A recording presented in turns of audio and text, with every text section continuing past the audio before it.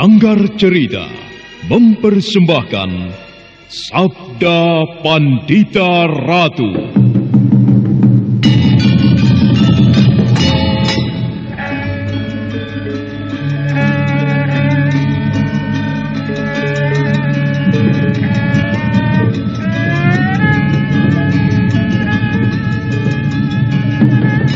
Kureguk anggur Mahadewa, kucicipi madu sabdanya. Bumi ku remas dalam genggamanku, matahari dan rembulan ku telan dalam perutku. Apakah mungkin aku akan menjadi bunga yang bisa kau petik dan kau sunting? Sementara jika layu, akan kau campakkan begitu saja, seperti cermin retak yang tak berharga.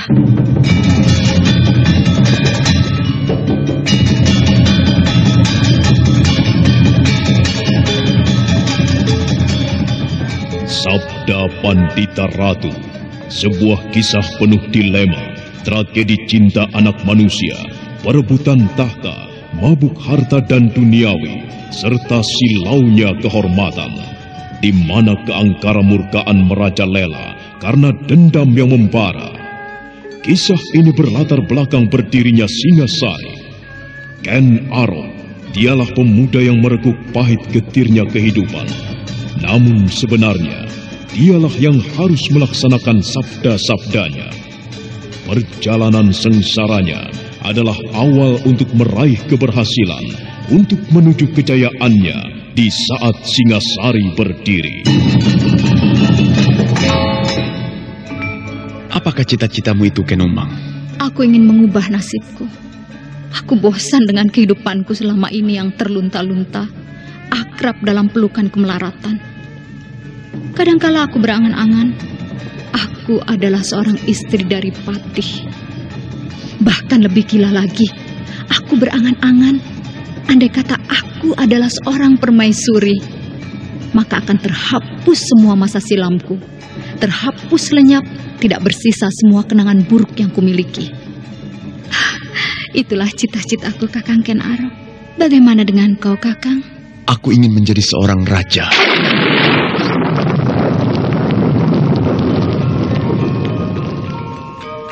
Sabda Pandita Ratu.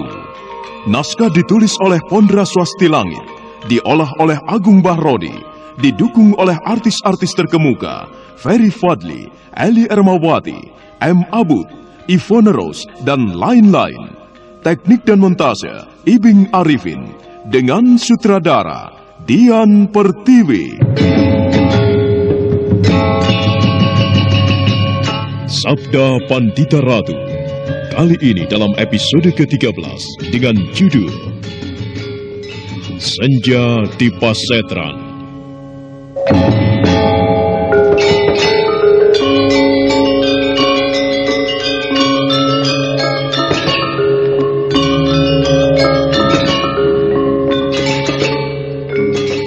Dalam seri ke-367 ini, dengan para pemain Ferry Fadli sebagai Kameswara, Jumali sebagai Juru Sungging, Naryo sebagai Bresima, Mogan dan Untung sebagai si bisu, dan Asdi Suhastra, pengantar cerita.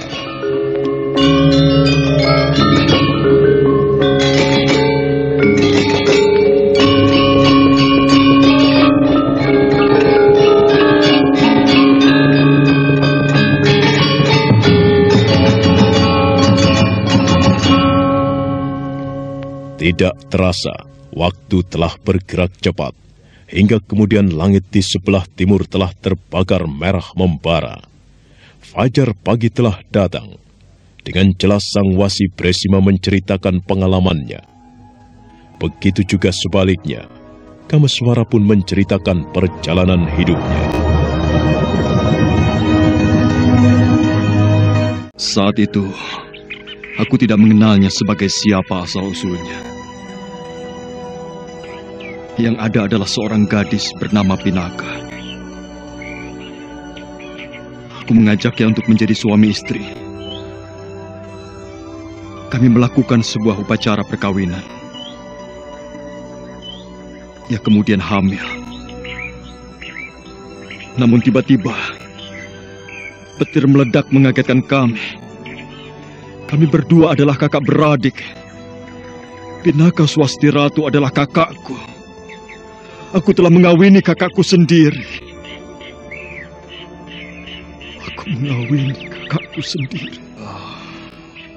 Jangan terlalu merasa menyesal, Kameswara.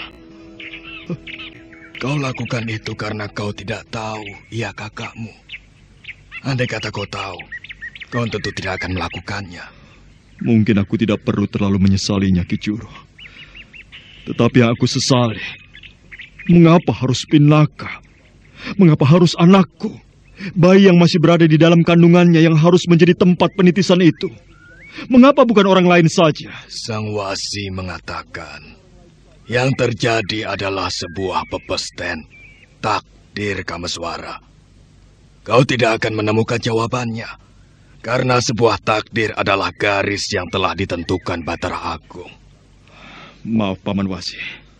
Bagaimana anak Mas Kameswara? Jadi menurut Paman, pujangga dari Mataram yang bertugas menjaga keselamatan Candi Megah ini telah menitis kepada anakku, bayi yang masih berada di kandungan itu. Benar, anak Mas. Apakah aku harus mempercayai cerita itu, Paman Wasi?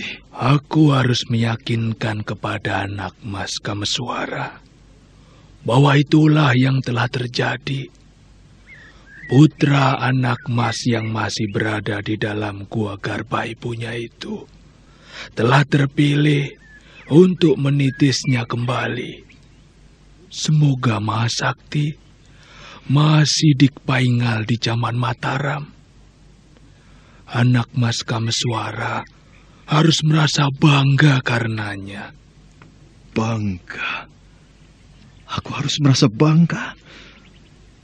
Apakah ini bukan berarti sebaliknya, Paman? Aku telah membayangkan kesulitan demi kesulitan akan dihadapi oleh Pinaka Swasti Ratu. Perempuan titisan Batari Durga itu tentu akan memburunya dan selalu memburunya, berusaha untuk membunuh pula bayi yang akan dilahirkannya. Dan aku membayangkan tentu akan banyak sekali korban yang berjatuhan. Anak Mas, syukurlah jika anak Mas telah membayangkan kemungkinan yang paling buruk yang akan terjadi itu. Paling tidak, anak Mas bisa berbuat sesuatu untuk mencegah jangan sampai hal itu terjadi. Anak Mas telah terlibat dari takdir ini. Anak Mas tidak bisa menghindarinya. Nyai Pinaka akan mengalami peristiwa-peristiwa yang berat, pahit dan getir. Anak Maslah yang harus segera bertindak, memberikan pengayoman kepadanya. Di mana ia sekarang, Paman? Kemana ia pergi meninggalkan Candi Swambara Budura ini? Ke Paralingga, anak Mas. Nyai Pinaka mengatakan ingin melahirkan di dekat ibunya. Paralingga. Ibunya sudah tidak ada. Yang ada di tempat itu adalah patung ibunya.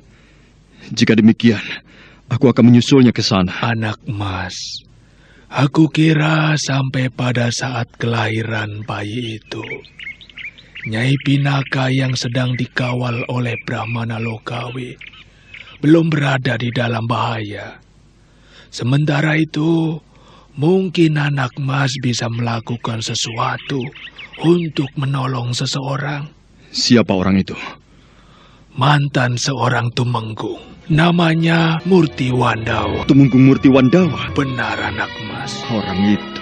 Orang yang menjadi lantaran kelahiran Nyai Pinaka Swasti Ratu. Juga tentu yang menjadi lantaran kelahiran anak Mas ke dunia ini. Orang itu ayahku. Apa yang terjadi dengannya? Sang titisan Durga bermata tiga atau Trinetra itu telah membawanya, anak Mas. Bagaimanapun Kameswara terkejut ketika akhirnya Sang Wasi Bresima menceritakan nasib ayahnya. Mata Kameswara menerawang memandang langit yang biru, kemudian bergeser memandang ke arah puncak candi pada stupa yang berdiri megah.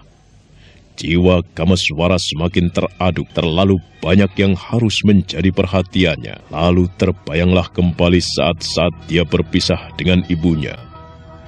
juga dengan adik kandungnya Warapalupi.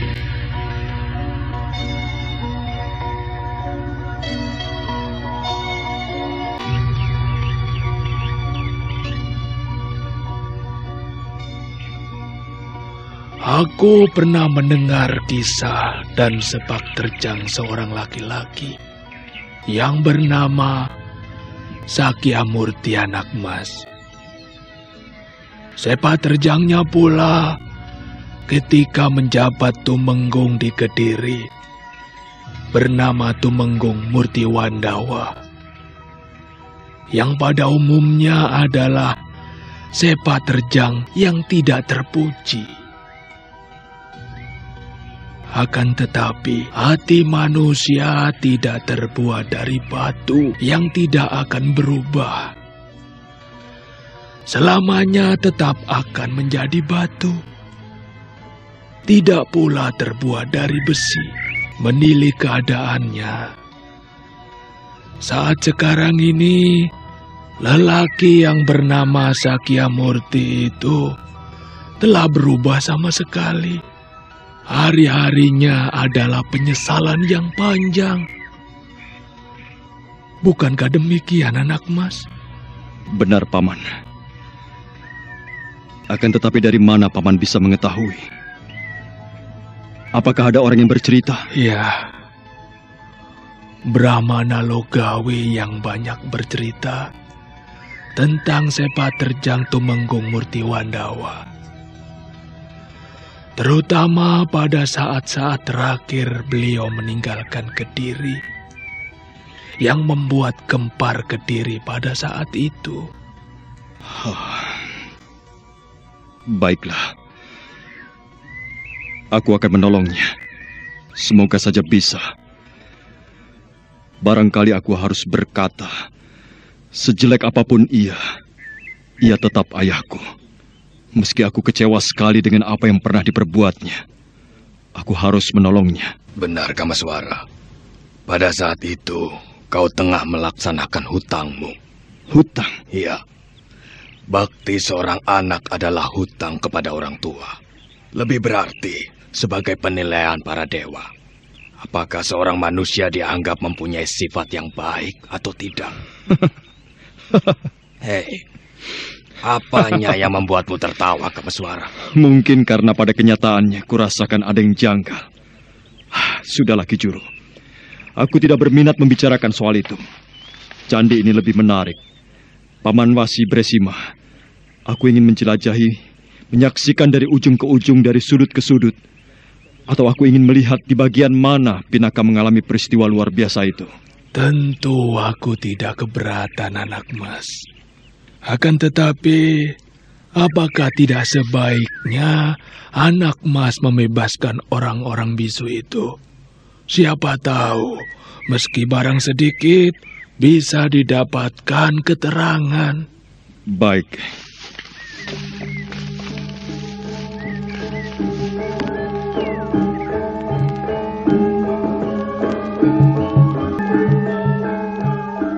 Kamaswara segera melangkah mendekati 4 sosok tubuh yang tergeletak kaku. Hanya matanya saja yang bergerak-gerak menunjukkan mereka dalam keadaan sadar. Kamaswara segera membebaskan mereka satu persatu. Namun untuk menjaga kemungkinan, pada bagian kakinya masih dibuat lumpuh. Bisakah Paman bersambung rasa atau berbicara dengan orang bisu? Sayang sekali. Tidak, Anak Mas. Bagaimana dengan Ki Juru? Barang sedikit, aku bisa, Kamaswara. Baiklah, Paman. Aku persilahkan Paman Bresima menyaksikan apa yang bisa diperbuat Ki Juru. Silakan, Ki Poncowati. Baiklah, aku akan mencobanya. Namun berhasil dan tidaknya tergantung kepada mereka. Silakan. Ki Juru Sungging memandang 4 orang bisu itu satu persatu. Keempat orang bisu itu saling memandang sesama temannya. Kamaswara bertanya-tanya dalam hati ketika mereka saling mengangguk seolah memberi isyarat. Aku ingin bertanya pada kalian. Jawablah. Apa maksud kalian datang ke candi ini? Untuk apa datang ke candi ini? Kau jawablah.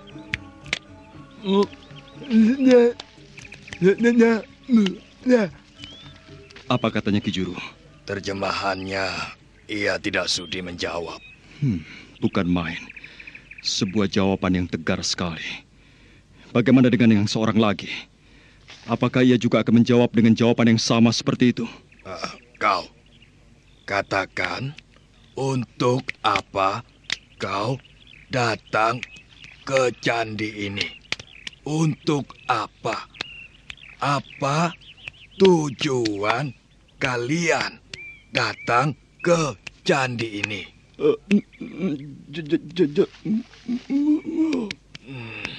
Ia mengatakan juga tidak sudi. Apakah mereka tidak mengetahui di mana letak persembunyian Batari Uma Durga itu? Katakan, di mana letak persembunyian Batari Uma Durga? Katakan. Tidak sudi. Kau?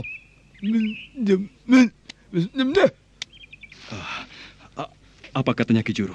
Lebih baik mati atau bunuh saja. Katakan kepada orang-orang bisu ini, aku tidak akan membunuh mereka. Namun kita bisa menyaksikan mereka.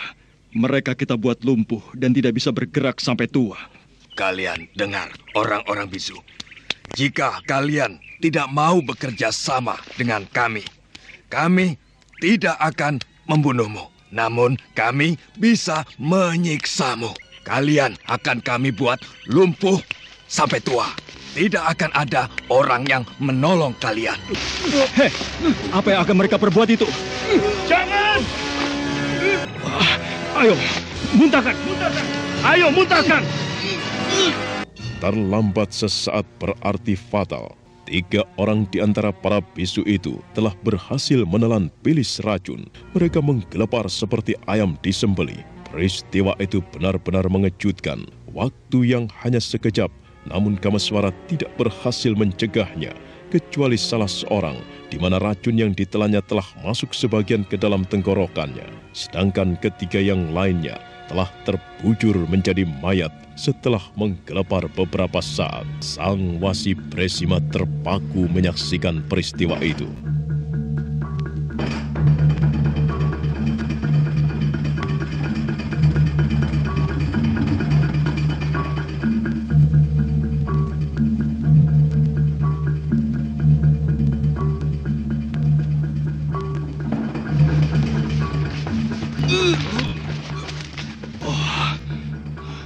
Luar biasa. Sedemikian besar pengaruh Uma Durga itu kepada orang-orang ini, yang memilih lebih baik mati daripada membeberkan rahasianya. Tumpahkan, ayo tumpahkan, jangan ditelan. Ayo tumpahkan. Cepat tumpahkan. Kalau tidak, lihat kau akan seperti temanmu. Kau akan mati. Ayo cepat. Sial, orang ini memilih mati. Kameswara, lihat keningnya mulai muncul bercak merah. Oh, ini rupanya penyebabnya. Aku akan mencoba menghilangkan pengaruh kekuatan hitam ini. Aku akan mencobanya.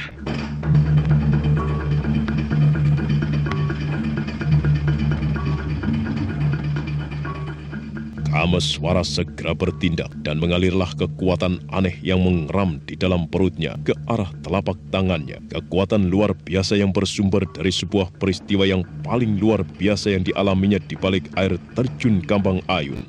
Kameswara mendekap kening lelaki bisu itu.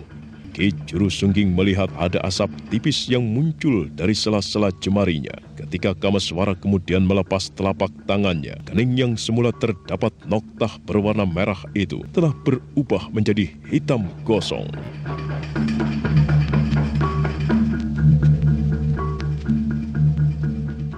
Sekarang muntahkan. Ayo muntahkan. Muntahkan ke sana cepat. Cepat muntahkan. Ayo muntahkan. Bagus. Lagi. Ayo keluarkan racun yang sudah terlanjur masuk di tenggorokanmu. Ayo cepat lagi. Ayo. Katakan Kisanak. Mumpung kau masih mempunyai kesempatan. Aku tahu kau bisa mendengar kata-kataku. Tuliskan apa yang kau ketahui di tanah. Cepatlah. Bagus, tulis. Widara Kandangan. Jadi kau berasal dari Widara Kandangan? Jagat Dewa Batara. Kau tentu murid perguruan Widara Kandangan. Murid Paman Galuh Urang. Benar begitu? Dewa. Jadi seperti inikah nasib semua? Semua anak murid perguruan Widara Kandangan? Kisanak, Nyai Pinaka adalah kakakku. Kau tentu mengenal Nyai Pinaka Swasti Ratu, bukan? Ya, kakakku. Sekarang katakan kepadaku, di mana letak persembunyian Nyai Umadurga? Di mana persembunyiannya? Tuliskanlah, Kisanak. Dengan sisa tenaga yang dimilikinya, lelaki muda usia yang bisu itu mengguratkan sebuah kalimat di tanah. Kamaswara dan Ki Jurusungging saling berpandangan. Sang Wasi Bresima memperhatikan tulisan itu dengan tegang. Tepat pada saat tulisan itu usai, lelaki muda itu terkulai. Nyawa telah meninggalkan raganya. Dia mati. Kisanak! Sudah mati anak mas. Orang ini beruntung anak mas. Ia mati, namun anak mas telah membebaskannya dari pengaruh jahat Batari Durga. Jika tidak, jiwa atau sukmanya akan penasaran karena lepas dari jalan yang seharusnya. Apakah benar demikian, Paman Wasi Bresima? Benar demikian anak mas. Orang ini masih beruntung. Cemoro Sewu. Pasetran Gondomayit itu terletak di Cemoro Sewu. Cemoro berarti cemoro. Sewu adalah 1000. Cemara 1000. Aku tahu tempat yang bernama Cemoro Sewu. Tetapi apakah ada tempat lainnya yang juga bernama Cemoro Sewu? Di mana anak mas mengetahui tempat bernama Cemoro Sewu itu? Di lereng timur Gunung Lawu, di dekat sebuah telaga yang sering disebut Sarangan. Di sanalah terdapat sebuah daerah yang disebut Cemoro Sewu atau Cemoro Sosro. Sosro juga berarti 1000. Bukankah kita telah melewati tempat itu, Kamaswara? Iya, kita telah melewati tempat itu. Namun kita tidak melihat tanda-tanda yang mencurigakan. Atau apakah memang benar tempat itu yang dimaksud? Sayang sekali. Pengetahuanku tentang berbagai tempat sangat sempit anak mas. Aku tidak bisa memberikan wawasan. Namun mungkin juga tempat itu. Jika demikian, dalam perjalanan kembali ke Paralingga, aku akan melewati tempat itu lagi. Bagaimana Ki Juru? Iya, aku sependapat. Sekarang aku ingin menguburkan orang-orang ini. Bagaimanapun juga mereka adalah orang-orang dari perguruan Widara Kandangan. Perguruan yang seharusnya diwarisi oleh Pinaka untuk memimpinnya. Mari ku bantu anak mas.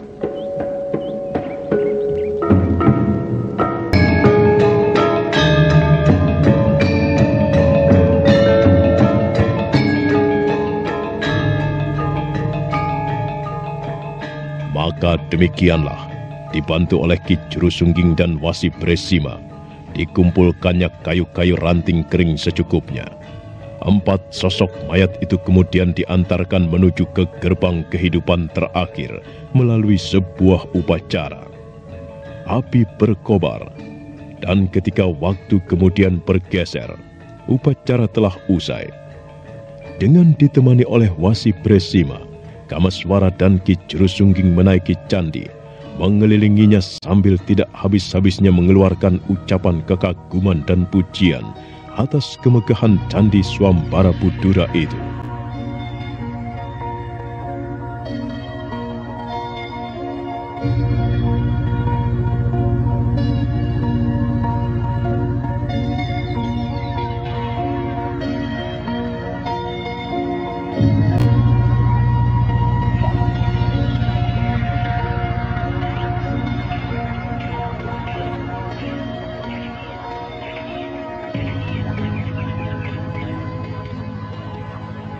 Nyai ingin beristirahat di tempat ini. Ya, aku ingin beristirahat dulu, Bapak. Mataku berat sekali. Aku mengantuk. Aku ingin tidur barang sekejap lebih dulu. Baiklah, tidurlah Nyai. Aku akan menjagamu. Tempat ini indah sekali. Udaranya dingin dan sejuk, membuat aku terbuai. Di manakah kita berada, Bapak Brahmana Lokawe? Kita berada di lereng Gunung Lawu, Nyai. Kita akan melintasi lereng gunung ini, menuruninya di sebelah timur. Dan jika kita terus berjalan tanpa berhenti, atau kita membeli kuda di pasar hewan yang kita lewati, kita akan segera sampai di Paralingga. Tidak sampai 10 hari. Aku berharap aku belum melahirkan sebelum sampai di gua itu. Ibuku, walau hanya dalam wujud patung, harus menunggui kelahiran bayiku.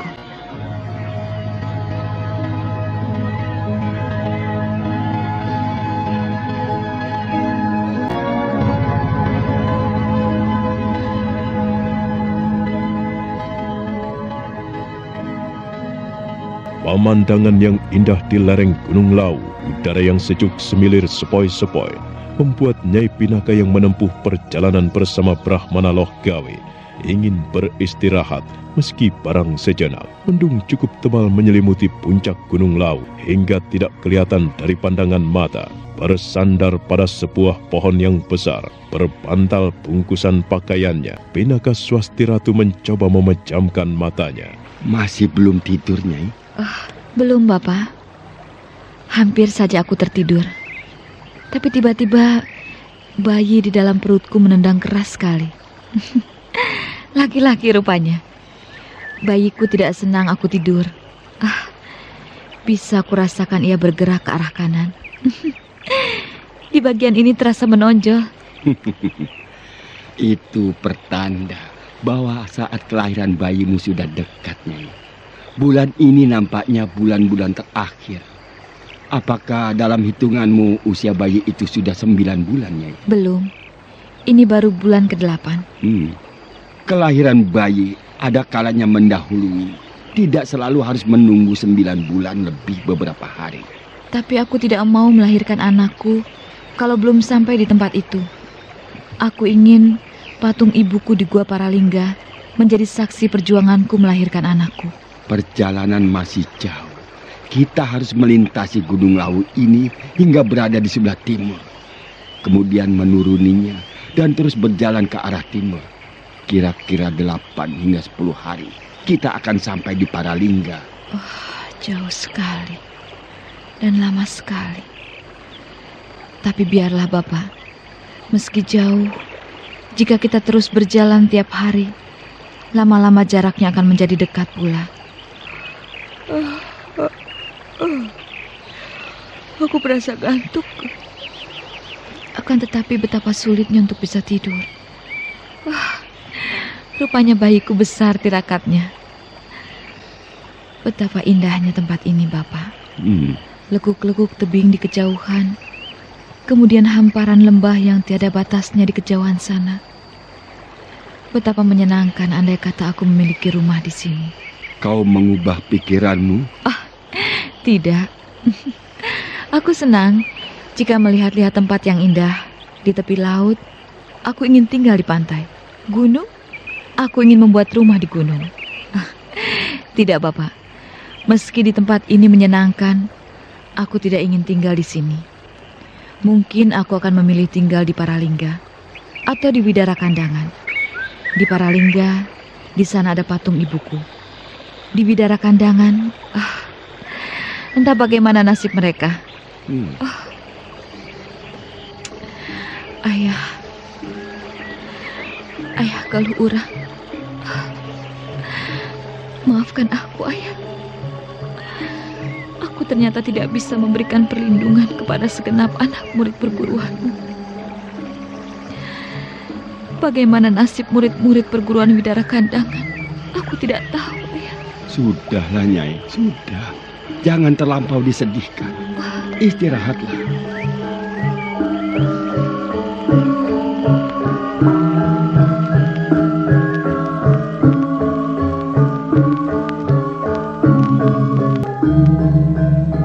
Tiba-tiba Pinaka Swasti Ratu teringat pada nasib orang-orang perguruannya. Bagaimana keadaan mereka? Di mana mereka? Bagaimana pula nasib mereka? Pinaka Swasti Ratu tidak mengetahuinya. Sulit dibendung kesedihan di dalam hatinya yang tiba-tiba membuncah. Berbuah bulir-bulir air mata yang membasahi pipinya. Dan manakala ingatannya kemudian tertuju kepada Galuh Urang ayahnya, kesedihannya semakin sempurna.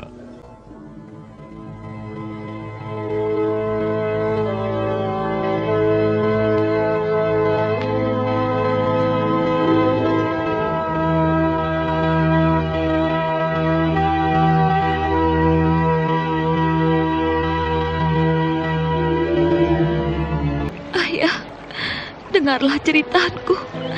Aku menghadapi persoalan yang berat. Aku seperti tidak mampu menyanggahnya, Ayah. Oh, Ayah Kalura, mengapa kau harus meninggalkan aku?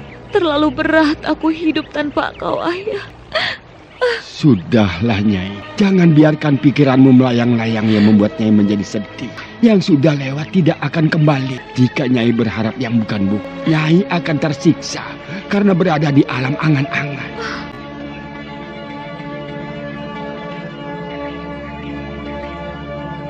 Pinaka Swasti Ratu mencoba mencerna kata-kata Brahmana Loh Gawe yang arif itu, kemudian mencoba menumbuhkan kesadaran di dalam dirinya sendiri. Pinaka memejamkan mata, tangan kirinya membusai perutnya, dan dengan sengaja kemudian mencoba mengingat wajah Kameswara, adiknya yang karena ketidaktahuannya telah menjadi suaminya, bahkan kemudian menaburkan benih yang tumbuh subur di dalam rahimnya. Dengan wajah Kameswara berada di angan-angan, Pinaka Swasti Ratu mencoba meraih mimpi, dan akhirnya kantuk itu datang. Tetapi ada apa, Nyai? Aku mendengar sesuatu. Hah? Sesuatu apa? Jauh sekali, tapi aku masih bisa mendengarnya. Seperti Seperti apa, Nyai? Banyak sekali orang bersorak-sorak, seperti sedang melakukan sebuah upacara liar. Hah? Upacara liar? Ya, aku bisa mendengarnya. Tapi aku masih bingung dari mana suara itu berasal. Nampaknya dari arah sana. Tapi itu pantulan tebing yang jauh sekali. Sebelum memantul, berasal dari mana suara itu? Aku tidak tahu. Suara itu jelas tidak berasal dari tebing itu, karena memantul juga dari arah yang lain. Juga memantul dari arah sana. Bukan main. Aku sudah mencoba mempertajam pendengaranku untuk mencoba menyerap suara-suara yang paling halus. Tetapi yang berhasil kudengar adalah suara desir angin, gemerisik dedaunan, dan binatang-binatang hutan. Aku tidak mendengar apa yang Nyai dengar itu. Tapi aku mendengarnya, Bapak. Sangat jelas di telingaku. Luar biasa. Nampaknya sejak peristiwa di bulan purnama itu telah melontarkan Nyai pada tataran ilmu kanuragan yang tinggi sekali. Nyai dapat mendengarkan suara-suara yang demikian jauhnya. Jangan memuji. Di balik yang terjadi itu, aku harus mengalami kepahitan dan keprihatinan. Mari, Bapak. Aku merasa penasaran untuk melihatnya. Suara-suara apakah itu? Kita berjalan ke arah sana. Mungkin di sebelah sana kita bisa mengetahui dari arah mana sumber suara itu. Mari, Nyai.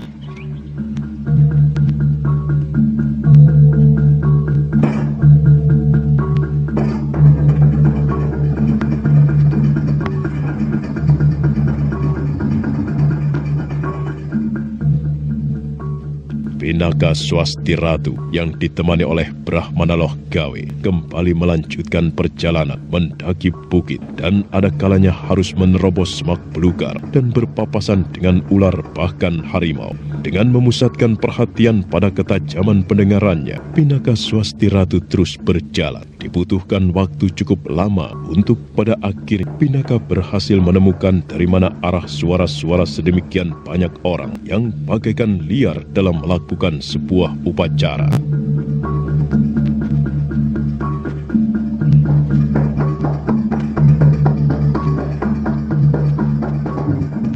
Bapak sekarang bisa mendengar? Iya. Dari sini lebih jelas. Tetapi dari mana asalnya? Dari sana. Dari seberang sana suara-suara itu terdengar. Aku melihat ada banyak sekali gubuk didirikan. Aku tidak melihat apapun, Nyai. Aku melihatnya, Bapak. Tetapi suara-suara orang banyak itu tidak kelihatan orangnya. Mungkin mereka berada di balik sebuah gubuk yang paling besar. Atau di tempat yang lebih rendah. Tidak kelihatan dari sini. Apakah kita perlu ke sana untuk melihatnya? Jika kita ke sana, kita harus mengitari jurang yang memanjang ke timur dan kemudian membelok ke selatan. Tunggu dulu, Nyai. Bagaimana, Bapak? Jangan-jangan tempat itu adalah... Tempat apa? Persembunyiannya titisan Batara Durga yang memiliki 3 buah mata itu. Pasetran Gondomayit. Persembunyian perempuan iblis itu? Benar. Jika demikian kebetulan sekali. Aku ingin mengobrak-abrik tempat itu. Jangan, Nyai. Jangan. Justru aku mencebaskan Nyai yang segera melahirkan bayi. Padahal bayi itu yang diincar oleh perempuan bermata 3 itu. Bagaimana kalau kita hanya mengintai? Baiklah. Tetapi Nyai harus mematuhi pesanku. Jangan berurusan dulu dengan mereka. Ini belum saatnya. Sangat berbahaya jika pada saat ini Nyai berhadapan langsung dengan perempuan itu. Apalagi ini disarangnya. Iya, aku mengerti. Akhirnya, meski belum sampai di sudut jurang di sebelah timur, namun sudut pandang yang ada telah memungkinkan Nyai Pinaka melihat apa yang terjadi di seberang. Tebing yang jauh di seberang dilintasi oleh kabut tebal, menyebabkan Brahmana Loh Gawe masih mengalami kesulitan untuk menyaksikan apa yang terjadi. Meski suara-suara mereka yang berteriak berirama, liar, dan menghentak-hentak semakin jelas ditangkap pendengaran mereka. Benar-benar orang-orang yang sedang melakukan upacara aneh. Ada beberapa pemuda dan juga perempuan yang diikat di kayu-kayu besar yang ditancapkan. Ada api yang menyala. Nampaknya upacara itu menggunakan pengorbanan. Dan orang-orang yang terikat itu, apakah kita tidak menolongnya, Bapak? Kau berada di sudut jalan yang menyulitkanmu, Nyai. Seperti makan buah si malakama. Kau kebingungan untuk menentukan sikap. Tetapi jika Nyai mau berpikir lebih jauh, Nyai harus memikirkan keselamatan bayi di dalam kandungannya. Bayi itu adalah titisan orang suci di zaman Mataram yang di masa mendatang akan menjadi penyelamat Candi Swambara Butura yang berada di dalam bahaya. Jangan bermain bahaya di tempat ini, Nyai. Menyelamatkan orang-orang itu memang penting. Namun menyelamatkan bayi di dalam kandungannya jauh lebih penting lagi. Kasihan mereka, Bapak. Mereka mungkin akan dibunuh. Apa boleh buat, Nyai? Aku melihat 2 orang pemuda dan 2 orang gadis diikat. Sayang wajahnya tidak kelihatan. Betapa malang nasib gadis itu. Juga melihat masih ada seorang lagi yang terikat pada sebuah tiang. Oh, Sakyamurti. Bagaimana, Nyai? Oh, benar, kita tidak perlu berurusan dengan mereka. Mari, kita tinggalkan tempat ini. Brahmana Loh Gawe dengan cepat dapat menangkap perubahan wajah Pinaka Swasti Ratu. Justru karena itu, Brahmana Loh Gawe bertanya-tanya dalam hati. Brahmana Loh Gawe mencoba memandang ke seberang jurang. Namun yang dilihat berada di tempat yang jauh sekali. Brahmana Loh Gawe tidak bisa melihat apapun. Hanya kabut yang melintas di tempat yang sedikit lebih rendah yang bisa dilihat oleh kakek tua itu dengan jelas. Nah, apa yang terjadi sebenarnya di sana? Saudara pendengar, untuk mengetahui jawabannya, ikutilah kelanjutan kisah ini dalam seri berikutnya. Sampai jumpa.